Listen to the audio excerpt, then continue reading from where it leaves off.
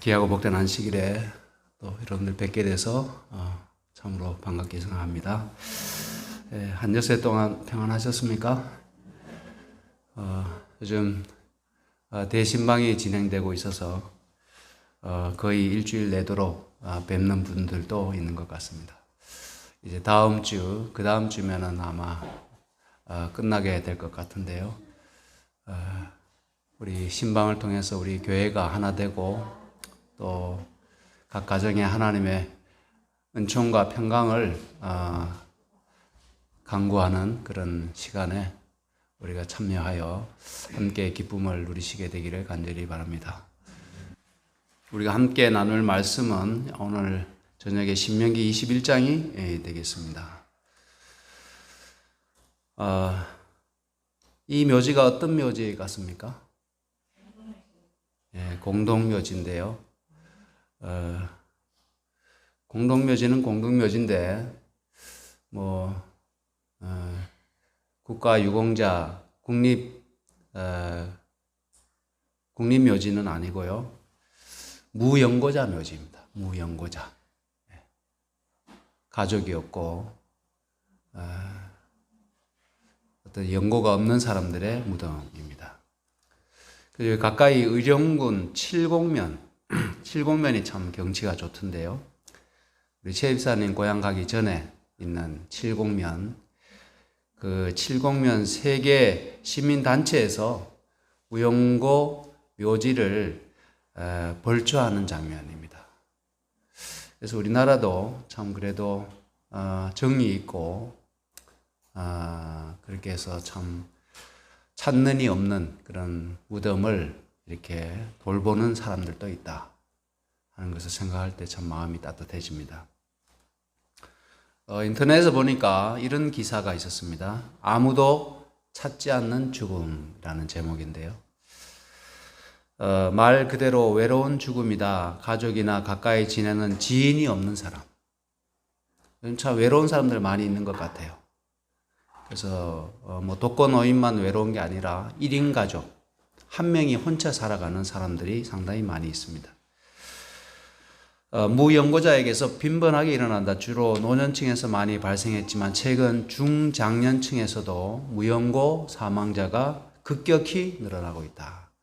이 가족이 해체도 이렇게 많이 되고 또 대가족 사회에서 이제 핵가족 사회로 넘어온 다음부터 이제 더 급격하게 가족이 붕괴되는 것 같습니다.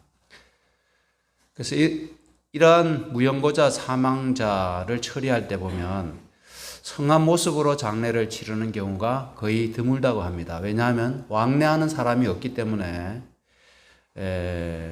죽음을 맞이한 다음에 그 시신이 부패하기 때문입니다. 결국 며칠이나 몇 달이 지난 다음에 채취가 문틈으로 새어나간 뒤에야 이웃이 죽음을 알아차리게 된다는 것입니다. 그는 고독사로 삶을 마무리한 것입니다. 아무도 그의 죽음을 모릅니다. 돌아가셨다는 슬픔에 경황이 없는 사람도 없습니다. 마지막 사흘간 곁을 지키는 가족이 없고 평안히 가셨는지 마지막으로 하신 말씀은 없으셨는지 물어보는 지인도 없습니다. 장례 끝에 유골함을 받아줄 이도 없습니다. 그의 유골함에는 사망 번호가 부여되고 수많은 유골함이 빼곡히 들어선 곳에 긴 시간 동안 봉안이 됩니다.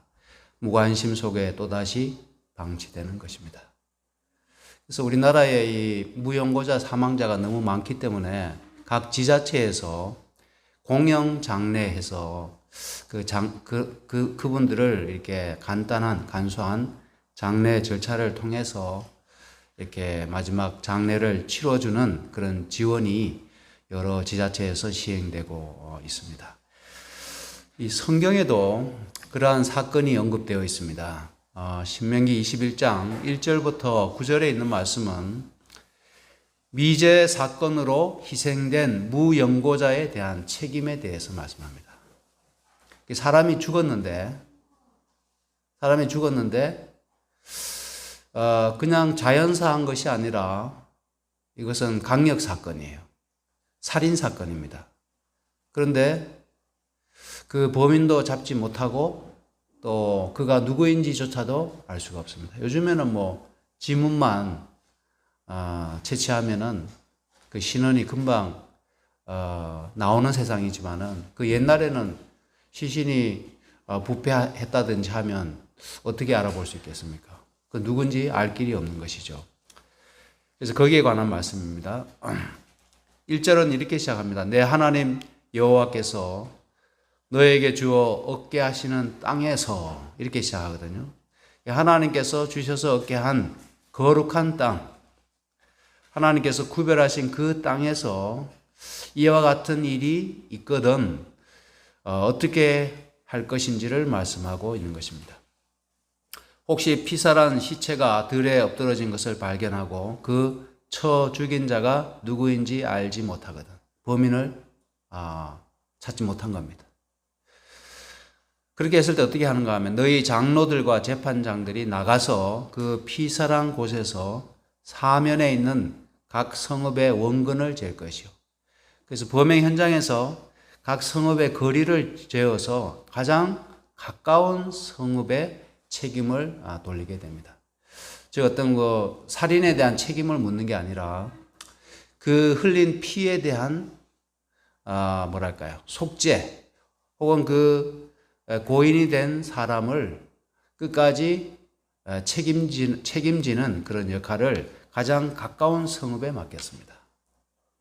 범인을 찾지 못하고 그 죽은 사람이 누구인지 알지 못하기 때문에 그럴 경우에는 그 시신이 있는 곳에서 가장 가까운 성읍에 책임을 지도록 하나님께서 말씀하셨습니다. 이것이 합당한 것 같아요. 어떻게 하는가 하면 그 성읍의 장로들이 아직 불이우지 아니하고 멍에를 매지 아니한 암송아지를 취하고 물이 항상 흐르고 갈지도 심지도 못하는 골짜기로 그 송아지를 끌고 가서 그 골짜기에서 송아지의 목을 꺾습니다. 여러분 여기에서 왜 불이우지 아니하고 멍에를 매지 아니한 암송아지를 취하게 했을까요? 이것이 이제 의식이거든요. 이것이 속죄의식이기 때문에 제물로서 사용될 송아지이기 때문에 그렇습니다. 또 그 암송아지의 목을 꺾는 장소, 이 제2 행위가 행해지는 그 장소를 물이 항상 흐르고 갈지도 심지도 못하는 골짜기로 가게 한 것은 그 땅이 전혀 경작되거나 사람들이 사용하지 아니한 땅이기 때문에 그렇습니다. 어떻게 보면 그 재물이 점도 없고 흠도 없었던 것처럼 그곳이 그 행위가 행해지는 곳도 땅도 사람들이 밟지 않고 심지도 아니한 그러한 땅에서 이런 행위를 행하도록 그렇게 말씀하셨습니다. 거기에 누구도 가야 하는가 하면 레위 자손 제사장들도 그리로 올지니, 그 제사장들은 그곳에서 그 모든 행위를 집전하고 그 다음에 확인하고 그 다음에 그 행위를 하나님께 어떻게 보면 드리는 그러한 행위로서 레위 제사장들도 동참해야만 했습니다. 그 피살된 곳에서 제일 가까운 성읍의 모든 장로들은 그 골짜기에서 목을 꺾은 암송아지 위에 손을 씻게 했습니다. 어떤 행위일까요? 이 손을 씻는 장면은. 그 죄에 대하여 무죄하다, 책임이 없다고 하는 뜻에서 그들의 손을 씻습니다. 이 장면은 성경의 신약 성경에도 한번 나오는데요. 손을 씻는 장면이. 빌라도가 예수님의 피에 대해서 자신은 책임이 없다고 하면서 손을 씻는 그런 장면이 있죠. 그래서 이 살인에 대한 죄를 암송아지가 대신 뒤집어 쓰고 주는 겁니다. 왜냐하면 누가 죽였는지 모르잖아요. 그죠? 그러나 피는 흘렸습니다. 그래서 하나님께서 주신 그 거룩한 땅에서 그러한 끔찍한 범죄가 일어났는데 그 범인을 찾지 못하기 때문에 그 누군가가 피를 흘려야만 속죄가 되기 때문에 사람 대신 암송아지를 제물로 대속의 어떤 제물로 사용하라고 하는 것이죠. 그래서 성읍은 이 죄에 대하여 무죄함을 나타내는 상징적인 행위로 손을 씻게 하셨습니다. 그 다음에 그들이 어떻게 맹세해야 하는가 하면 우리의 손이 이 피를 흘리지 아니하였고 우리의 눈이 이것을 보지도 못하였나이다. 그래서 자신들은 그 죄에 대한 책임, 그 죄를 범하지 않았다는 사실을 이렇게 분명히 그 의식 가운데 말하도록 하셨습니다. 여호와의 주께서 속량하신 주의 백성 이스라엘을 사하시고 무죄한 피를 주의 백성 이스라엘 중에 머물러 두지 마옵소서. 그래서 이 한 사람이 죽은 죄가 이 땅의 저주로 머물지 않도록 해 주시기를 간구하면 그 피 흘린 죄가 사함을 받게 되는 것입니다. 여기에 대속의 원리가 있습니다. 대속의 원리.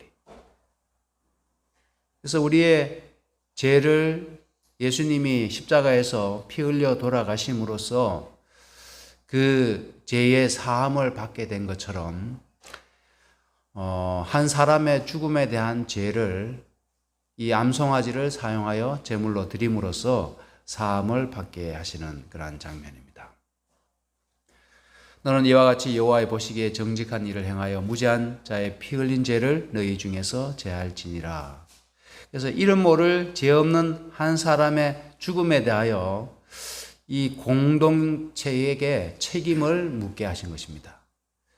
그런 식으로 이 공동체에서 공공의 책임을 가지고 그 죽은 자의 죽음을 하나님 앞에 용서를 구하고 사함을 얻도록 그렇게 하셨습니다.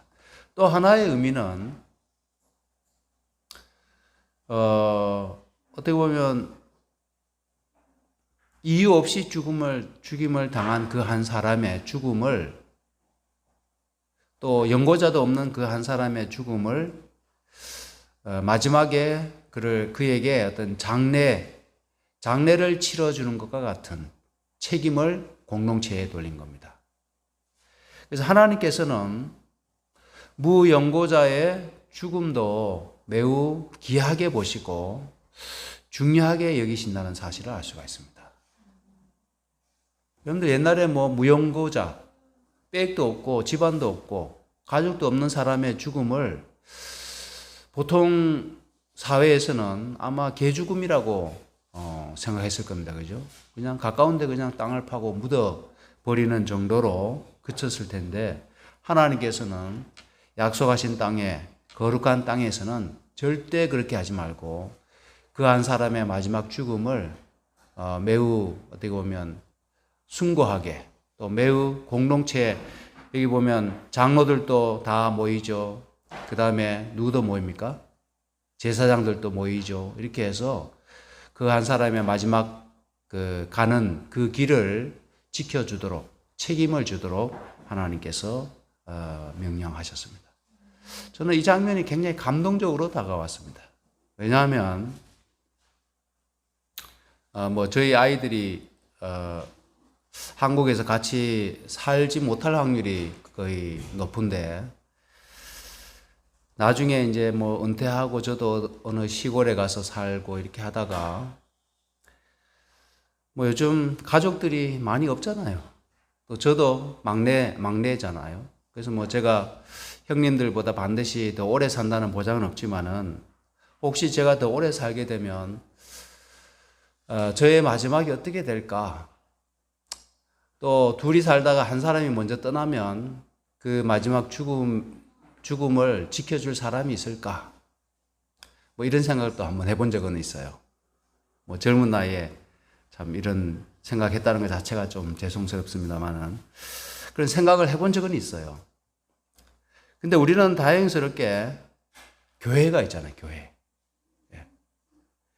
교회에 우리의 믿음의 가족들이 있다는 게 얼마나 정말 큰 힘이 되고 의지가 되는지 그 순간에 이제 빛을 발하게 되는 겁니다. 우리 평상시엔 잘 못 느끼죠. 우리 교회에 어떤 공동체가 있다는 것, 신앙의 공동체가 얼마나 큰 힘이 된다는 걸 잘 못 느끼지만은 그러한 마지막 순간에는 참 이 교회에 다니는 유익과 또 어떤 혜택을 정말 크게 보게 되는 것 같습니다. 여기에 주석에 이렇게 말씀했습니다. 이는 암송아지의 피가 무죄한 자의 피 흘린 허물을 덮어 가리워 줌으로써 암송아지의 피가 무죄한 자의 피 흘린 그 죄를 덮어 가리워 주는 것입니다. 살인자의 죄책을 진 성읍 거민들이 마치 죄 없는 것처럼 인정되는 대속의 원리를 잘 나타내 준다. 그 사건에 대해서, 그 범죄에 대해서 그 성읍에 더 이상의 죄책을 지우지 않겠다는 하나님의 말씀입니다. 왜냐하면 암송아지가 그렇게 피 흘려서 죽었기 때문에, 대속의 죽음을 죽었기 때문에 그렇게 해주시겠다고 말씀하시는 겁니다. 우리가 예수의 보혈로 인하여 하나님께 죄 없다 인정함을 받는 것도 바로 이러한 원리 때문이다. 그 대속의 원리를 여러분들 이제 이해가 충분히 되십니까? 예수님의 그 죽으심이 우리의 죄를 사하셨다는 사실을 우리가 믿어도 좋은 것입니다. 성경에 이러한 사례를 통해서 대속의 원리를 우리에게 정말 고스란히 보여주고 있는 것입니다. 그래서 우리는 점도 없고 흠도 없으신 예수 그리스도의 대속의 희생의 공로를 통하여 우리의 죄의 용서, 사함을 받게 되었다는 사실을 진정으로 깨닫게 되셨으면 참 좋겠습니다. 그것이 얼마나 고맙고 감사한지를 우리가 좀 깨달아야 되겠습니다. 두 번째로, 아까 첫 번째 제목이 무엇이었는지 기억하십니까? 첫 번째 제목, 미제 사건으로 희생된 무연고자에 대한 책임입니다. 전체 제목은 뭐였나요? 제가 21장. 약자에 대한 사랑과 책임. 약자에 대한 사랑과 책임이 신명기 21장 전체의 제목이고요. 첫 번째로는 무연고자가 무참히 또 어떻게 보면 미제 사건으로 희생되었을 때 그를 어떻게 책임져야 할지를 하나님께서 말씀하셨고, 두 번째는 포로에 대한 책임입니다. 포로. 전쟁 중에 이 포로를 하나님이 허락하시는 때가 있잖아요. 어떤 경우에는 남녀노유 모두 진멸해야 할 경우가 있고, 어떤 경우에는 포로를 허용하시는 경우도 있습니다. 근데 포로를 허용하셨을 때 그 포로 가운데 만일 아리따운 여자를 보고 연모하고 사모하여 아내를 삼고자 하거든, 이렇게 됩니다.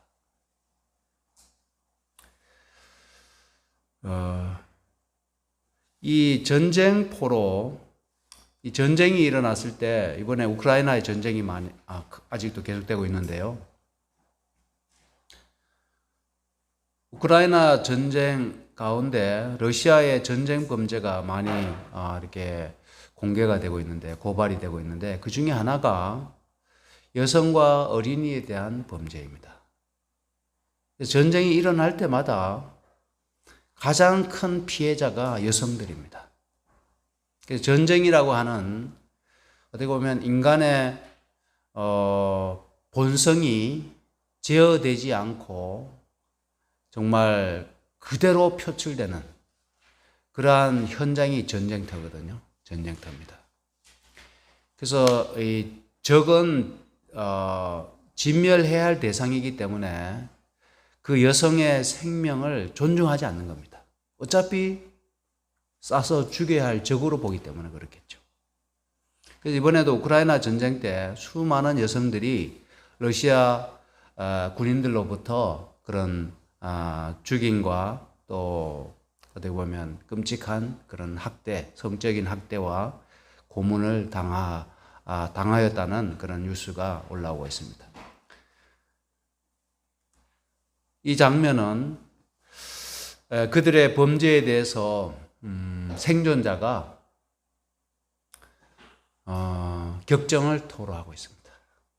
카메라 앞에서. 그들이 얼마나 끔찍한 범죄를 저질렀는지. 그들은 살인자요, 성폭행범이요, 강도들이었다라고 막 부르짖으면서 울부짖고 있습니다.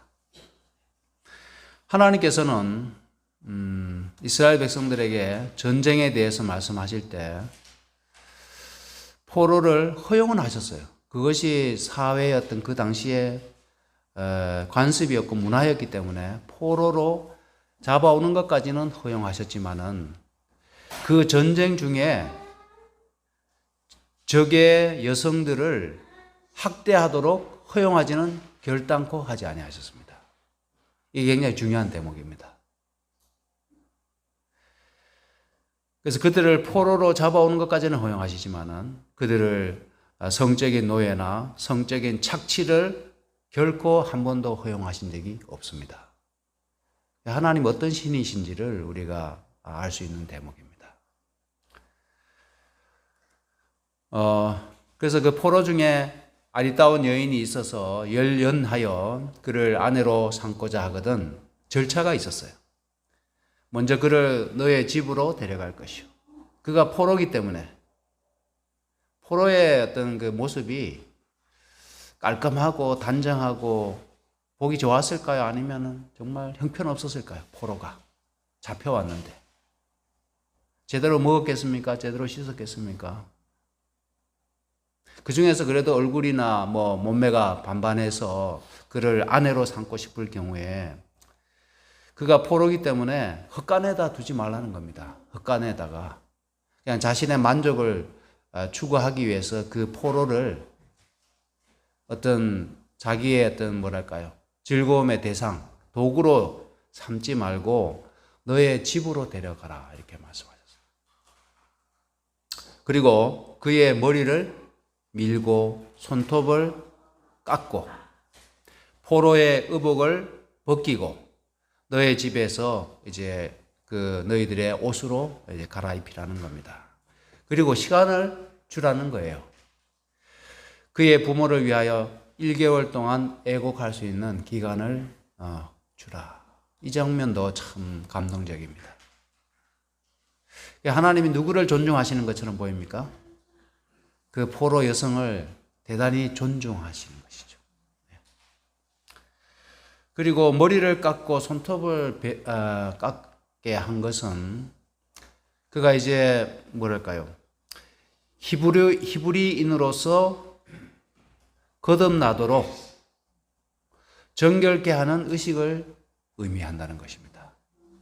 그래서 포로의 어떤 신분이 아니라 이제 머리를 깎고 새 머리가 나오면서 새 손톱이 자라면서 이제는 유대인으로서 거듭나게 공동체의 일원으로 그렇게 새롭게 출발할 수 있도록 그러한 규례, 의식을, 법도를 하나님이 허락하셨습니다. 또 한 달의 기간은 어떤 측면도 있었을 것 같습니까? 그가 부모를 위한 애곡의 시간이기도 하지만은 그가 어떤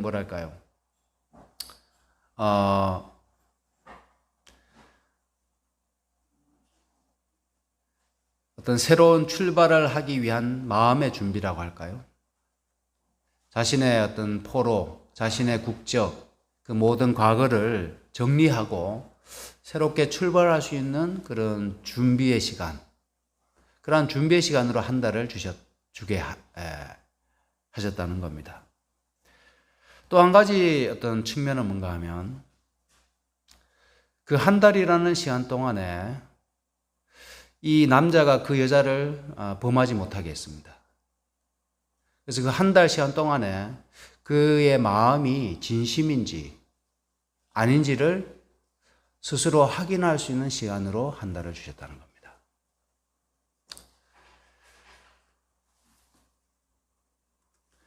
그 다음에 14절에는요, 그 후에 너가 그를 기뻐하지 아니하거든. 사람이기 때문에 뭐 하지 않을 수도 있어요. 나중에 마음이 바뀔 수도 있는 겁니다. 왜 바뀌는가 하면 언어도 다르죠. 그렇죠? 음식도 다르죠. 정서도 다르죠. 그래서 외국인과 함께 산다고 하는 게 결코 쉽지 않아서 헤어질 경우도 있다는 것입니다. 그 후에 너가 그를 기뻐하지 아니하거든 그의 마음대로 뭐 하게 하고요? 가게 하고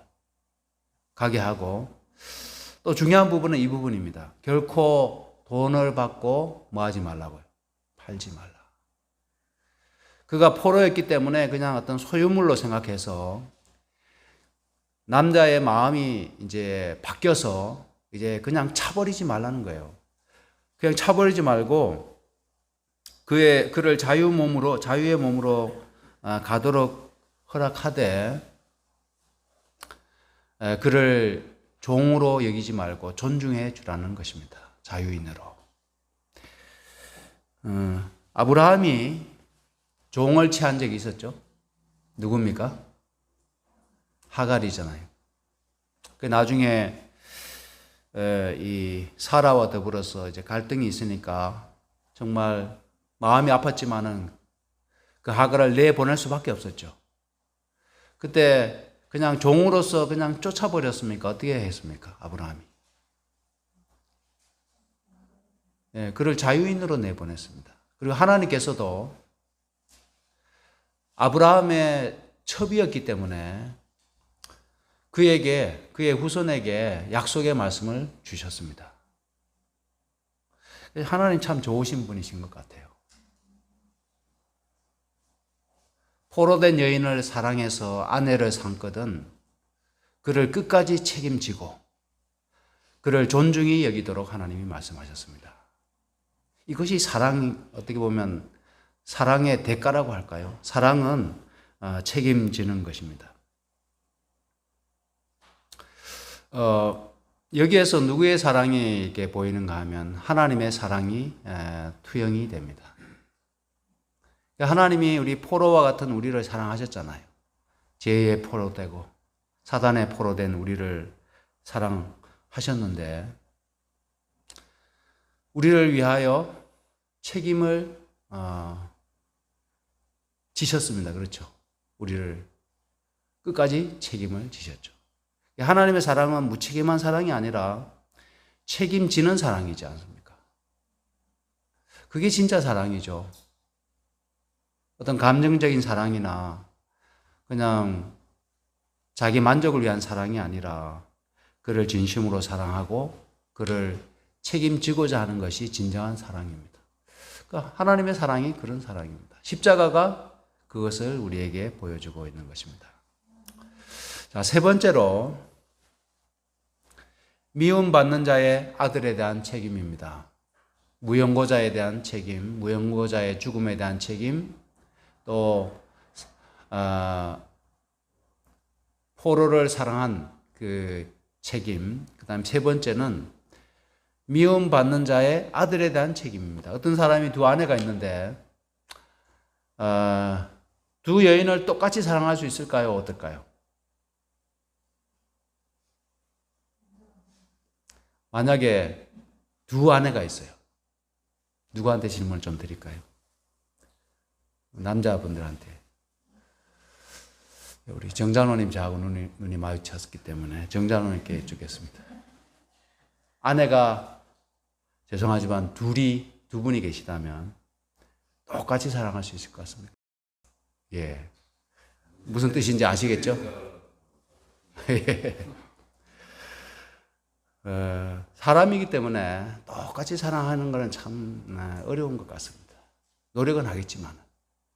근데 여기 보면 두 아내를 두었는데 하나는 사랑을 받고 하나는 미움을 받다가 애를 낳는데 누가 애를 먼저 낳았어요? 미움을 받는 아내가 먼저 낳았어요, 애를.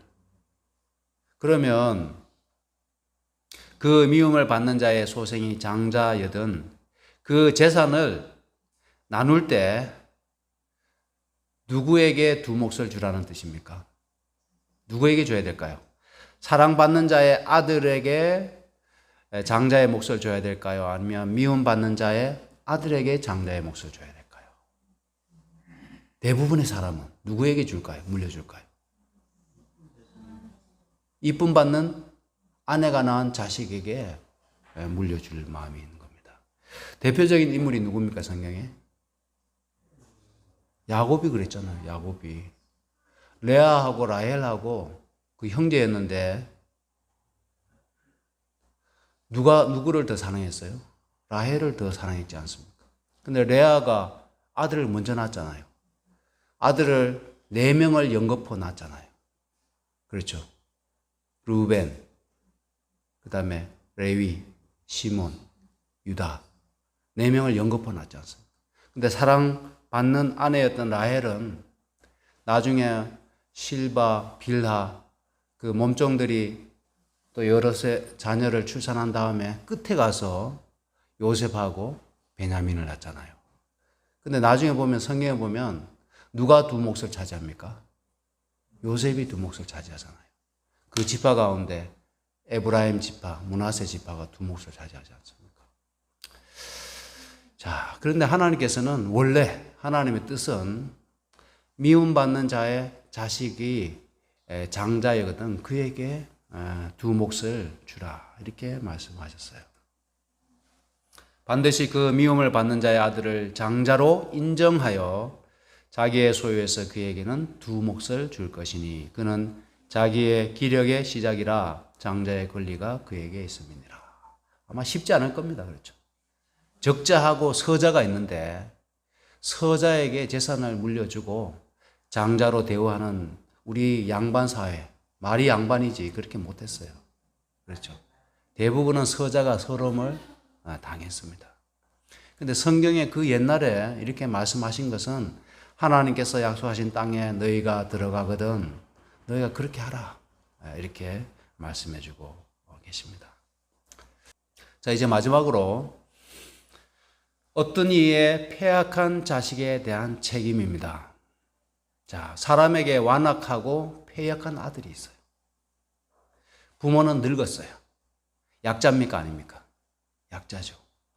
자식이 이제 젊고 이제 큰데 예를 들어서 우리 지금 찬우하고 우리 최 이사님이 있는데 나중에 최 이사님이 한 70, 80이 되고 찬우가 지금 저 등치에 찬우가 착하지만은 완악하고 패역하다고 하면은 부모님 말씀을 안 듣고 부모님한테 대들고 이렇게 하게 되면 최 이사님이 이길 수 있을까요?